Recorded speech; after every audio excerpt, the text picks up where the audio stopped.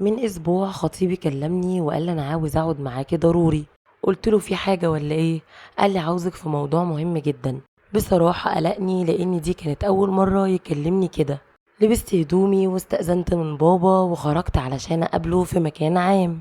اول ما شافني كان متوتر ومش عارف يبدأ الكلام ازاي.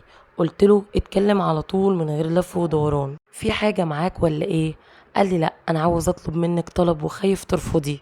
قلت له اطلب، لو اقدر انفذ لك الطلب ده هنفذه، انت عارف انا بحبك قد ايه. قال لي طيب اسمعيني للاخر وما تقاطعنيش. قلت له تمام. لقيته بيقول لي انت عارفه ان انا مديون والدنيا صعبه، وبحاول اخلص الشقه واجيب العفش قبل ما الميعاد اللي محدده مع ابوك يخلص، بس حاليا انا مش عارف اعمل اي حاجه.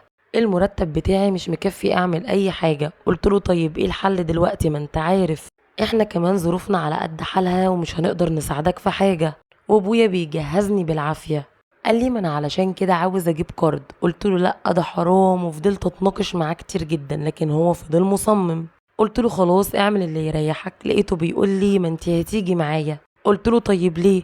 قال لي مش هتعملي اي حاجه، انت هتمضي معايا بس كضامن وتديهم البطاقه بتاعتك. انا بصراحه ما عرفتش اقول له ايه لاني ما بفهمش في الحوارات دي، وخفت اكتر لما قال لي ما تقوليش لابوكي.